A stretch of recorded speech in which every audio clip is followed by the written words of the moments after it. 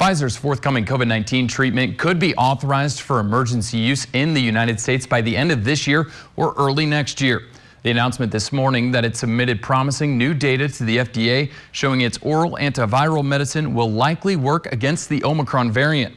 In updated clinical trial data, Pfizer found the treatment reduces the risk of being hospitalized or dying by 89% when taken within 3 days of being diagnosed with COVID-19. And we're starting to see coronavirus numbers trend upward in Benton and Franklin counties. The health district is reporting another 50 people tested positive over the weekend, and 23 people are in the hospital with COVID-19 right now.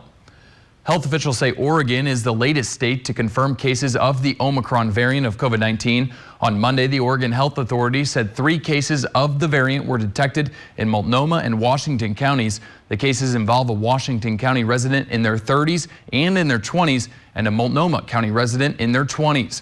Officials say all were fully vaccinated. Governor Kate Brown says getting vaccinated, getting a booster shot, and wearing a mask are the most effective ways to keep people safe from Omicron, Delta, and other COVID-19 variants.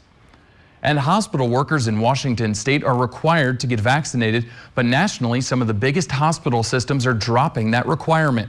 A federal judge temporarily halted President Biden's nationwide vaccine requirement for healthcare workers, and the Wall Street Journal reports hospitals struggling to stay fully staffed are backing off their own vaccine requirements where they can. Officials with the Washington Hospital Association said they're struggling with overcrowded, understaffed hospitals, but they say COVID is not to blame.